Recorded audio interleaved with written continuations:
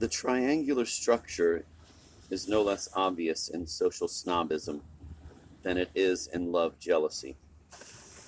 The snob is also an imitator. He slavishly copies the person whose birth, fortune, or stylishness he envies. Proustian snobism could be defined as a caricature of Stendhalian vanity. It could also be defined as an exaggeration of Flaubertian Bovaryism.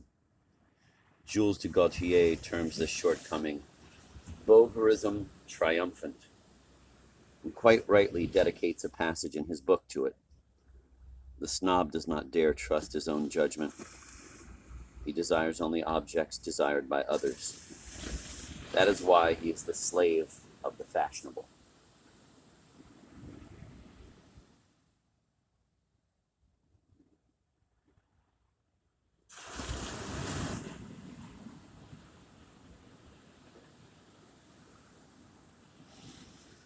For the first time, moreover, we come across a term in current usage, snobism, which does not conceal the truth of triangular desire. Just to call a desire snobbish is enough to underscore its imitative character. The mediator is no longer hidden. The object is relegated to the background for the very reason that snobism, unlike jealousy, for example, is not limited to a particular category of desires. One can be a snob in aesthetic pleasure, in intellectual life, in clothes, food, etc. To be a snob in love is to doom oneself to jealousy. Proustian love, therefore, is synonymous with snobism, and we have only to give a slightly broader meaning to the term than is normally done in order to discern in it the unity of Proustian desire. The mimetic nature of desire in remembrance of things past is such that the characters can be called jealous or snobbish, depending on whether their mediator is a lover or a member of high society. The triangular conception of desire gives us access to what is most central in Proust, to the conjunction of love, jealousy, and snobism. Proust continually asserts that these two vices are identical. Society, he writes, is only a reflection of what happens in love. This is an example of those psychological laws to which the novelist refers constantly, but which he did not always manage to formulate with sufficient clarity. Most critics do not bother with these laws.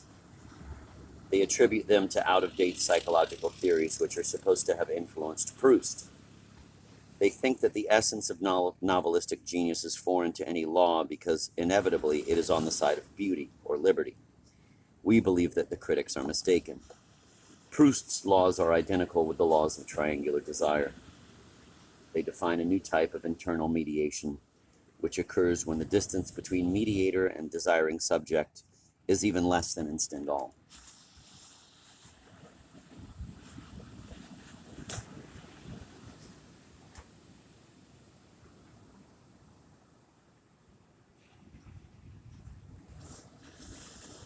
One might object that Stendhal celebrates passion while Proust denounces it. This is true, but the opposition is purely verbal. What Proust denounces under the name of passion, Stendhal denounces under the name of vanity. And what Proust praises under the name of the past recaptured is not always so far from what Stendhal's heroes celebrate in the solitude of their prisons.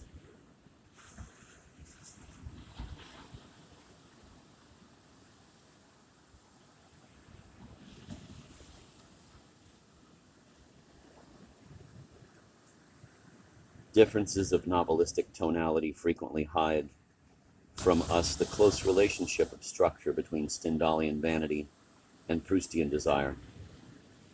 Stendhal is almost always external to the desire which he transcribes. Stendhal is almost always external to the desire which he describes. He throws an ironic light on phenomena which in Proust are bathed in a light of anguish. And even this difference of perspective is not constant. Proustian tragedy does not exclude humor, especially in the case of secondary characters. Stendhalian comedy, on the other hand, sometimes borders on tragedy, Julian suffered more, the author tells us, during his brief and vain passion for Mathilde than during the darkest hours of his childhood.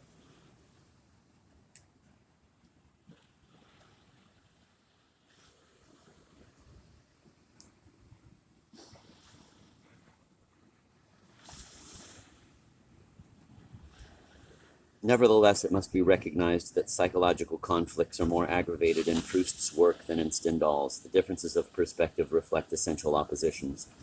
We do not wish to minimize these in order to guarantee a mechanical unity of the writers we consider. On the contrary, we want to emphasize contrasts which will bring out one of our fundamental data: the distance between mediator and subject, whose variations shed light on the most diverse aspects of novelistic works.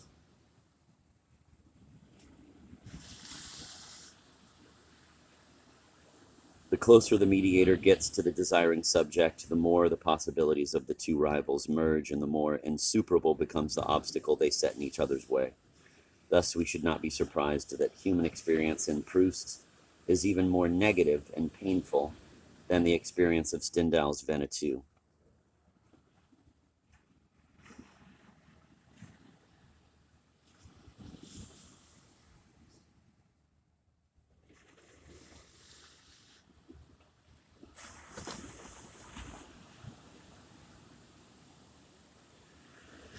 But one might ask, what is the significance of these similarities between vanity in Stendhal's works and snobism in Proust's? Would it not be better to turn our attention immediately from these minor aspects and concentrate on the shining summits of the great masterpieces? Would it not be better to skip over the parts of the work which are perhaps the least worthy of the great writer? Is it not all the more imperative to do so, since we have at our disposal another Proust, completely admirable, original, and reassuring, the Proust of the Mémoires Affectives and the Intermittences de Coeur, a Proust who seems as naturally solitary and profound as the other seems frivolous and gregarious?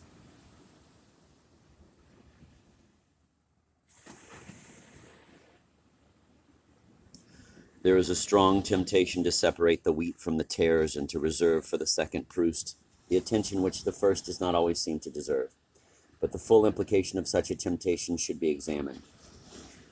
One would be inserting into the work itself the distinction which Proust made between the two individuals he was successively.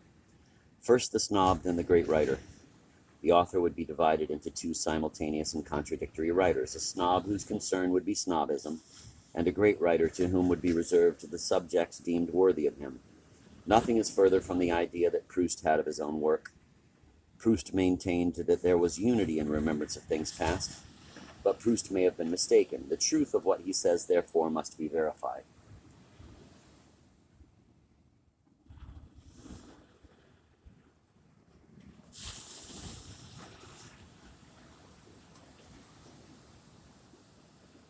Since the desires of the narrator, or rather the memories of those desires, comprise almost the whole subject matter of the novel, the problem of the novel's unity is identical with the problem of the unity of Proustian desire. There would be two simultaneous Prousts if there were two perfectly distinct and even opposed types of desires, side by side with the impure novelistic desire whose history we are writing, side by side with the triangular desire which breeds jealousy and snobism, must exist a linear desire, poetic and spontaneous. To separate once and for all the good Proust from the bad, Proust the solitary poet from the Proust the gregarious novelist, one would have to prove that in remembrance of things past there is at least some desire without a mediator.